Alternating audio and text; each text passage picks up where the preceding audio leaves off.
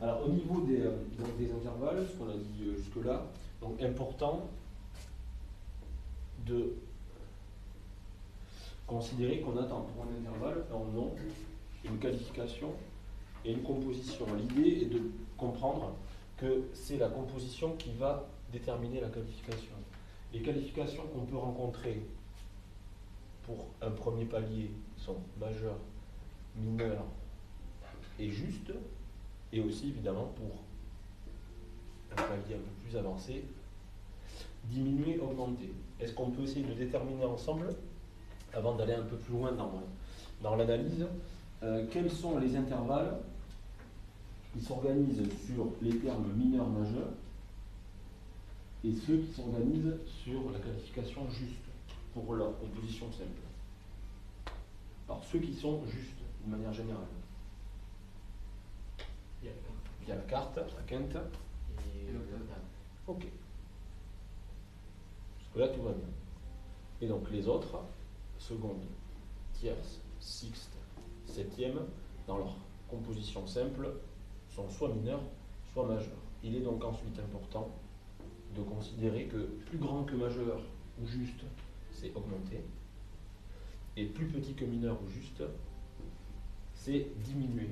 Et de comprendre que pour passer d'une catégorie à l'autre, l'écart est d'un demi-ton. Ok ? Une carte juste mesure 2 tons et demi, on va rappeler après pourquoi. Une carte qui mesure 3 tons, qui est donc un demi-ton plus grand que juste, elle sera augmentée. Alors, un petit plan mémotechnique pour se rappeler de la mesure d'une carte juste et d'une quinte juste. Il faut considérer la chose suivante. Do, une octave, ça mesure 6 tons. Et ça, c'est important de s'en rappeler parce qu'on va l'utiliser pas mal. La note qui est à la moitié exacte de l'octave, c'est Fa dièse. Donc, on sait qu'entre Do, Fa dièse et Fa dièse Do, il y a 3 tons et 3 tons. C'est l'équilibre minimum. Et donc, juste en dessous du Fa dièse, il y a le Fa, qui est la carte juste, et juste au-dessus du Fa dièse, il y a le Sol.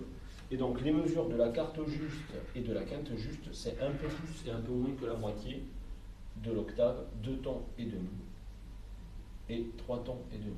Ça, c'est des mesures qu'il faut apprendre ou savoir retrouver grâce à la définition de la gamme majeure, puisqu'on sait que dans une gamme majeure, il n'y a que des intervalles majeurs et justes, et on sait donc que dans la gamme du Do majeur, Do Fa, qui est la carte, est une carte juste, et si on fait Do Ré un ton, Ré Mi un ton, Mi Fa un demi-ton, on retombe bien sur 2,5 et 3,5 pour Do Sol. S'il y a un vrai doute, on peut se rabattre sur la gamme majeure et aller récupérer une mesure qu'on aurait oubliée. Ok ? Alors, j'efface des choses qui, pour laisser le tableau à peu près clean. Maintenant se pose donc le problème des secondes, des tierces, des sixtes et des septièmes pour avoir un moyen assez rapide de retrouver des mesures et travailler en comparaison. Je vous rappelle donc la vraie aide mathématique grâce à ce petit schéma.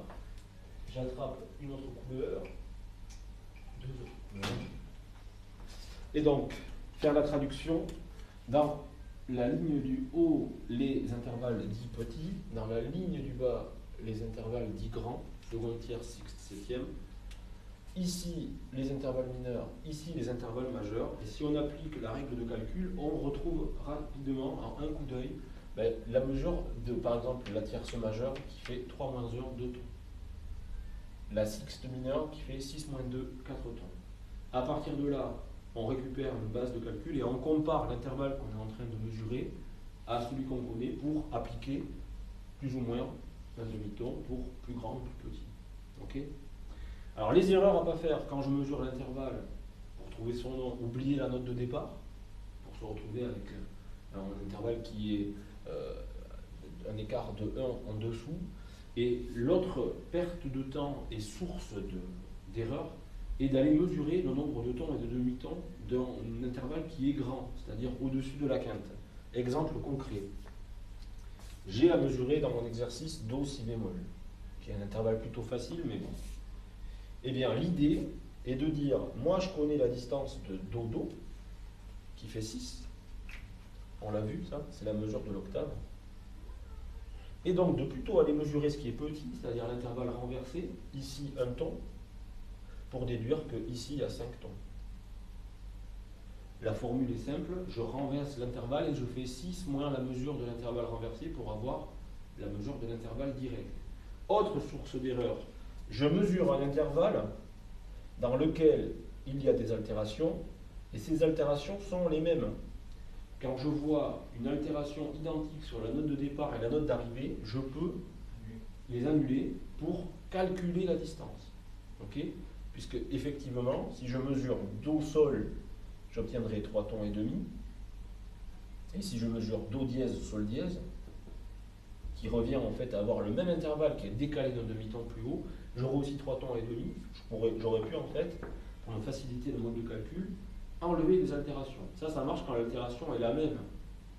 Attention si j'ai un dièse d'un côté et un bémol de l'autre. Okay, quoi dire de plus? Je pense que déjà par rapport à la mesure des intervalles, c'est pas mal.